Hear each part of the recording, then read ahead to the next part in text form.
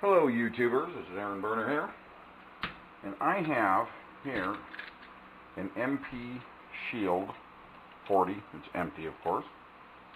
I was going to complain about something, not the gun itself though. The gun is awesome, I love it. Great little gun, comes apart so easy. Actually, what I'm going to complain about is this.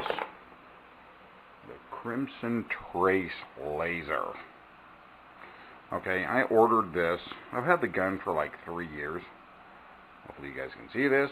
That it is Smith & Wesson MP Shield. And it says fit Smith & Wesson M&P Shield 40, or 9mm and 40.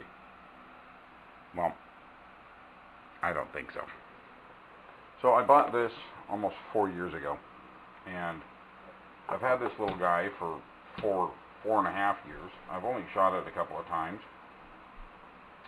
The problem that I found, and I'm wondering if anyone else has purchased these and found this problem. So I put this guy on here. It's the laser there. I put it on here. I actually have a clamshell back. I'm trying to actually send it back and get a new one, but of course, you know, it goes up underneath here. The thing that happened to this one is I put it on, I kind of dialed it in, and I got out to where we were going to be shooting, and my magazine just kept falling out of the gun, and I'm like, it took me a second to figure out what was going on. So as you can see here, I actually bush fixed it real quick. I pulled out my trusty little knife. When I put it on, this was, you know, of course I cut it, but this was actually going right over the mag release. I mean, not a lot, but just enough, and you know, it clamshells this trigger guard, so it was hitting right here. And I kept putting my mag in, and I was trying to shoot, and then I noticed the mag was falling out, and I'm like, you know, it took me a minute to figure out what was going on. Anyway, so that's the Crimson Trace red laser, and also, you have to push, and you guys probably can't see that, you have to push so frickin' hard on this one right here. I have one on my Ruger. Okay, and okay, barely even touch it, barely, just bing, bing, bing, just always comes on, and it lays on the gun nice and flush, fits it nice and perfect and beautiful, just like they're supposed to, right? But this little piece of shit, I mean, I literally had to, I cut a hell of a lot off of that just to get it off of my mag release. You know, and I don't know. I kind of assumed Crimson Trace had quite the, you know, their shit was legit, but now this one for this little Smith & Wesson 40, and this isn't the new 2.0. Like I said, this gun's about 4 years old. And I had these for a long time. I had ordered them and just hadn't put them on. I'd only shot the gun maybe 3 times, and I had ordered these, and then, you know, I put them on and just threw them on there and kind of just zeroed it in and went out and started or attempted to shoot, and my mag just kept falling out, and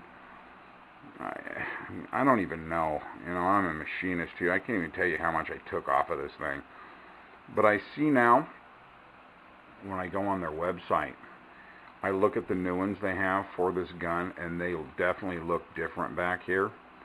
So I think maybe this was the first set that they started with, and maybe there was a problem. But I don't see anything on YouTube where anybody says they had a problem with them. So, I don't know. I'm in contact with them right now, somewhat. Their customer service isn't the greatest. Oh yeah, we'll get in touch with you tomorrow, and they don't. So anyway, I was wondering if anybody else had that problem on these little guns that, you know, is the original MP40 Shield or the MP9 Shield. If you guys had the problem of that Crimson Trace hammering over that mag release. After I cut it and I put it on there, it worked really good, but after I shot it about, I don't know, maybe 200 rounds through it, I had to press that button so hard to actually get the laser to come on. It wasn't even worth it, and I ended up putting a little wadded up piece of paper behind it, which kind of made it a little bit better. But I'm thinking to myself, you know what, this is a gun. This is a, you know, a beautiful little instrument, if I can call it an instrument. I mean, I don't want to start putting, you know, shims behind shit and trying to, like, you know what I mean? So I just took them off, you know, and then I got a hold of them. But I had purchased them so long ago, I'm really hoping they'll honor something and send me some new ones or something. But, you know, because they're not cheap. So anyway, I love this little gun. These little guns are badass. You know, I see on YouTube some people are having like issues, I guess, with that little lever down there. I've never had a problem with this thing at all. I mean, not one. I haven't shot it very much, but not one issue with it at all. They're just little trooper guns, man. I love it. I had some Italian grips on here, but I got the real abrasive ones. It's kind of like it resembles a pretty heavy sandpaper. And man, it was a little too much for me. So I took them off, and I actually got some new ones. It's more the rubber ones like these. You know, what great thing to buy from Italian. I mean, they just make some great stuff.